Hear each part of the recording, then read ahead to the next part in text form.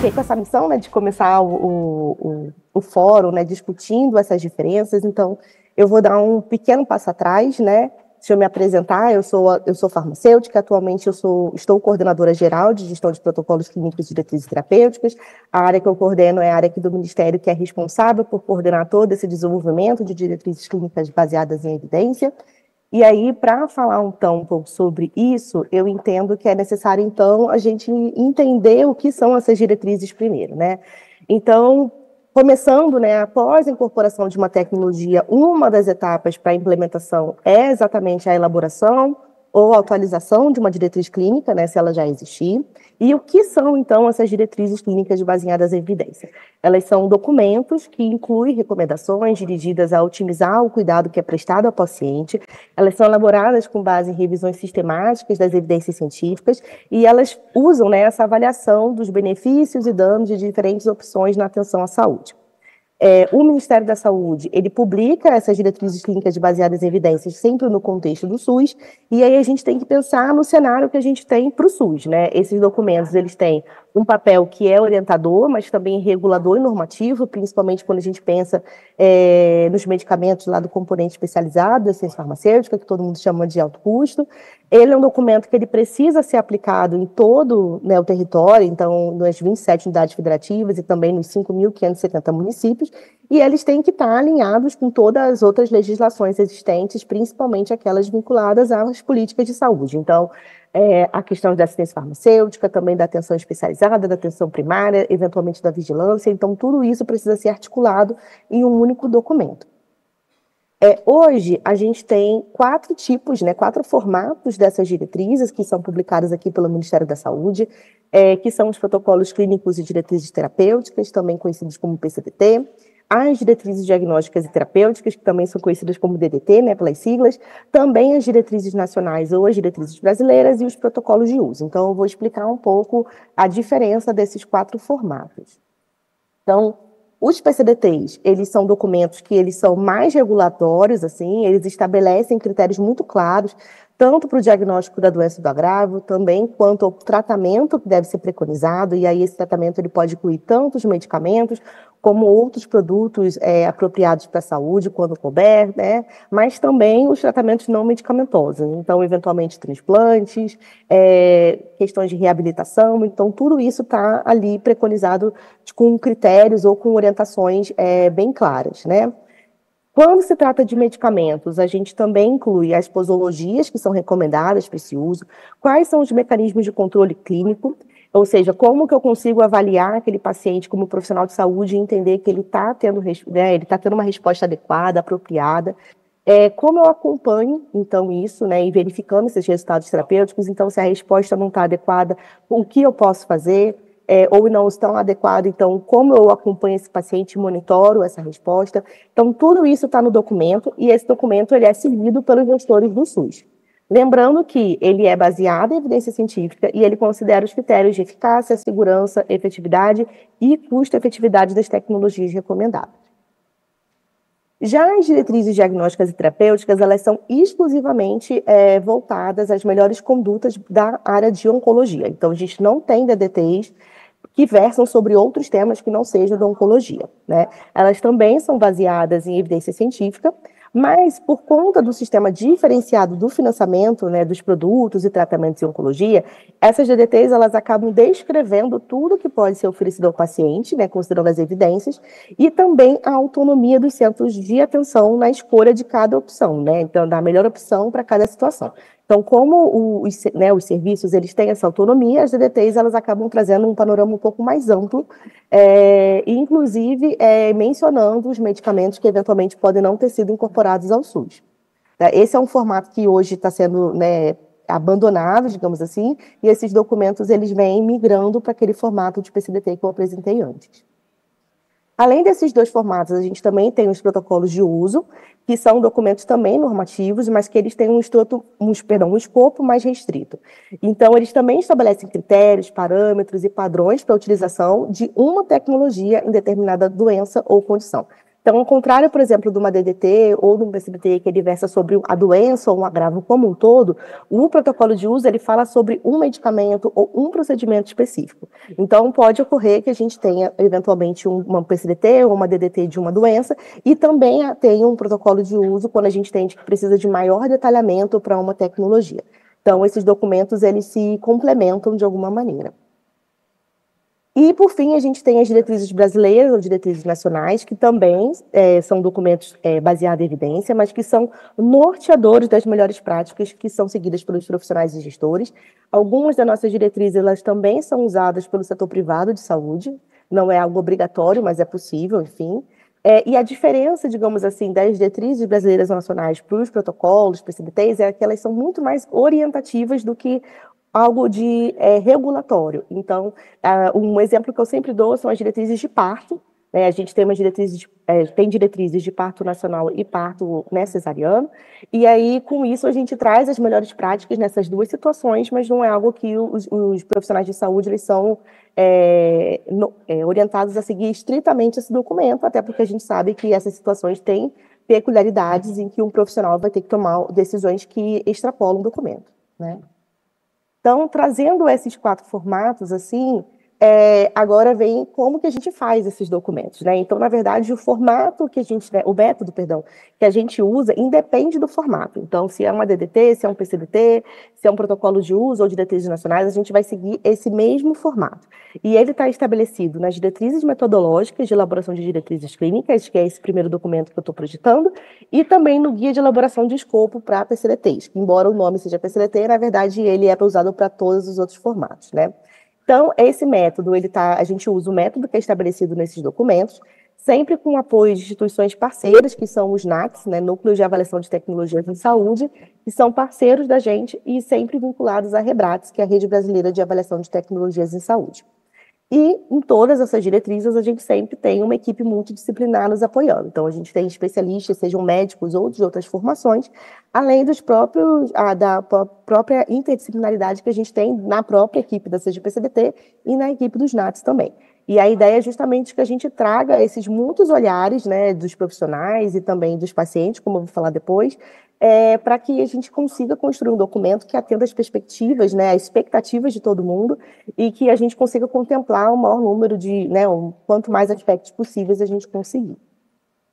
Então, essas aqui, quando a gente abre lá o documento das diretrizes metodológicas, são todas as etapas que a gente tem ao longo do processo. Por conta do tempo, eu não consigo detalhar aqui todas elas, mas o que eu posso trazer para vocês, que eu acho que é muito mais visual, é esse processo de elaboração de diretrizes em macroetapas, né? Então, na verdade, a gente tem 15 etapas, desde que a gente recebe a demanda para elaborar uma diretriz ou atualizar uma diretriz, até a gente publicar, de fato, essa diretriz no Diário Oficial da União, e aí ela realmente começar a ser implementada, né? Como também a gente não vai ter tempo, eu vou falar nos próximos slides das principais etapas que a gente tem ao longo desse processo e também depois como que a gente faz quando a gente precisa atualizar um documento por conta de uma decisão de incorporação. Então, inicialmente, a gente recebe essa demanda na etapa 1, né? Ao contrário das demandas de tecnologias de saúde, a gente não recebe demandas externas para elaboração de diretrizes clínicas. Então, o recebimento da demanda ou quando a gente tem uma demanda de uma área técnica, ou seja, uma área técnica aqui do Ministério da Saúde solicita que a gente elabore ou atualize uma diretriz, ou a gente tem uma decisão de incorporação, né, após a avaliação da Conitec, então a gente precisa também elaborar ou atualizar uma diretriz. E quando a gente também tem, né, anualmente, a atualização de diretrizes clínicas baseadas também na síntese de evidências, né? Então, a gente tem todo um processo que a gente faz anualmente para tentar priorizar essas diretrizes, e aí a gente tenta, então, seguir com esse processo, atualizando o maior número de diretrizes possíveis. Então, vou passar aqui. Então, naquela primeira etapa, né, na verdade, era a etapa 2 daquele fluxo, a gente tem o pré-escopo. Então, o que é isso? É uma etapa interna aqui do Ministério, em que a gente faz o mapeamento dos especialistas que podem nos apoiar, as associações de pacientes que podem nos apoiar, o levantamento das dúvidas clínicas. Olha, a gente acha que há muitas dúvidas em relação a isso, consultando também esses especialistas, no que eles entendem como dúvidas, como pontos que a gente poderia melhorar no documento. fazendo também um mapeamento dessas tecnologias que já estão disponíveis no SUS e o que ainda a gente, né, não tem no SUS. Então, olha, a gente já tem esses medicamentos, a gente sabe que esses aqui têm registro na Anvisa, mas que a gente ainda não tem no SUS, então são possíveis tecnologias de interesse. A gente conversa com as áreas técnicas do Ministério da Saúde que tem alguma interrelação com o tema. Então, olha, uma área técnica entende que uma determinada política deveria ser mais explorada na nova versão, ou então, por exemplo, a assistência farmacêutica recebe dúvidas sobre algum ponto e passa isso para a gente, para que a gente possa melhorar no documento. Então, tudo isso é feito nessa etapa interna, né? E a gente tem algumas rodadas de discussão e todo mundo, né, já nos encaminha a declaração de confidencialidade e de conflito de interesse, porque todos os nossos documentos a gente tem que, né, obedecer e observar, na verdade, tanto a confidencialidade e principalmente o conflito de interesses. Então, depois que a gente faz toda essa discussão, todo esse levantamento, a gente então se sente preparado para seguir por uma segunda etapa, que é a etapa do escopo. Essa etapa do escopo é quando a gente chama, de fato, outros atores interessados para poder conversar com a gente sobre essa proposta que a gente inicialmente mapeou. Então, nessa etapa, ela é muito importante porque ela vai nos ajudar a definir o objetivo e a abrangência do documento. Então, se a gente vai aumentar o escopo da doença, se a doença, hoje o PCDT só fala de casos graves, a gente vai falar também de casos leves, se a gente só fala de adultos e inclui crianças, então tudo isso a gente vai discutir nesse momento.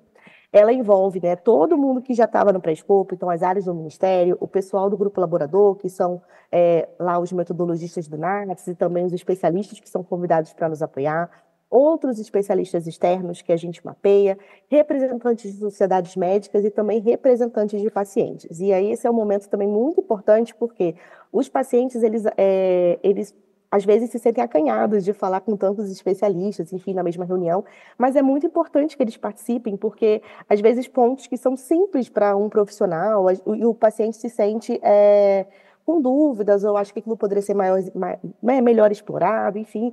Então, é muito importante que ele também traga, porque mesmo que seja uma contribuição que na cabeça dele seja muito simples, mas às vezes, assim, um ponto muito importante de melhora para o documento, tá?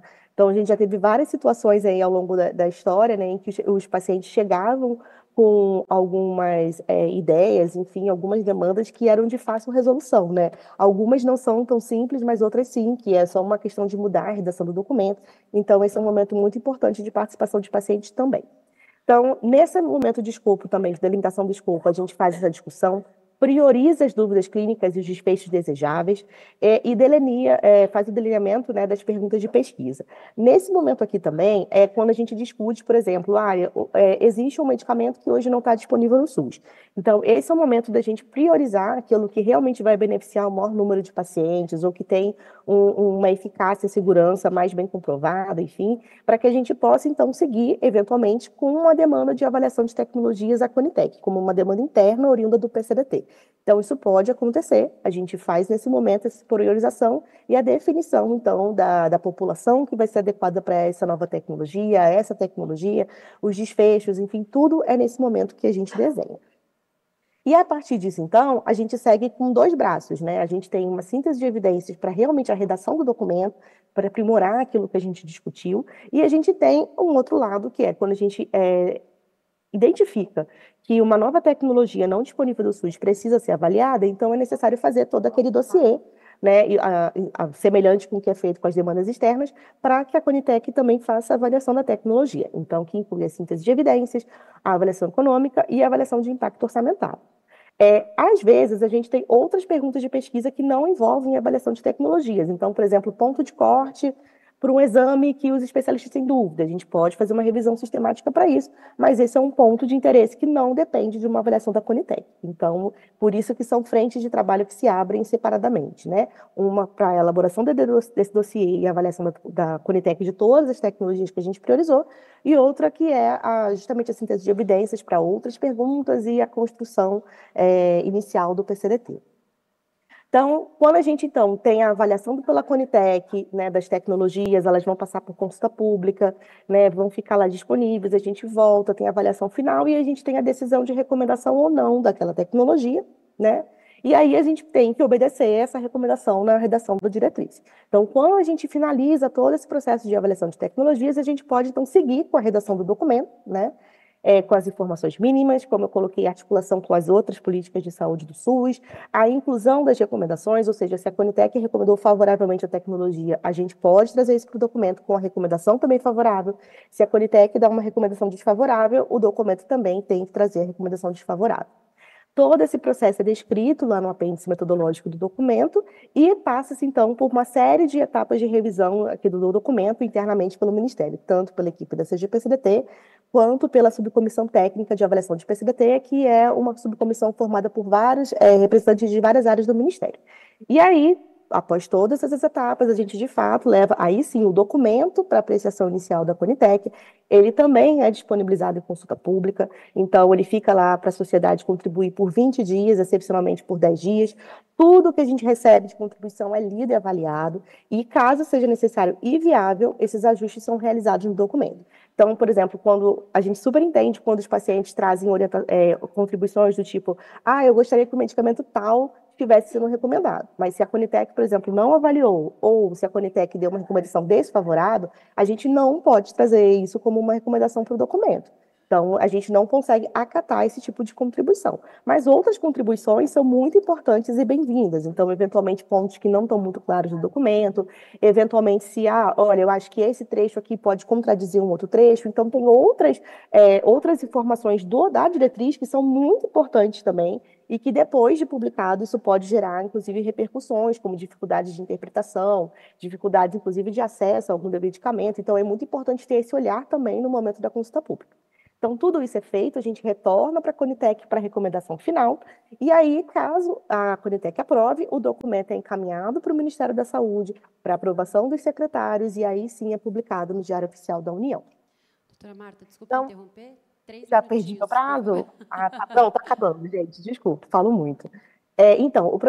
Esse processo que eu coloquei para vocês, ele dura em média de 12 a 18 meses, mas isso pode mudar, porque quanto mais perguntas de pesquisa que eu faço lá naquela etapa de escopo, mais tempo eu preciso para poder desenvolver essa diretriz, porque aí cada pergunta de pesquisa, se envolver avaliação, eu preciso fazer a síntese de evidência, avaliação econômica e impacto orçamentário, e se não envolver, eu preciso da síntese de evidência de todo modo, né?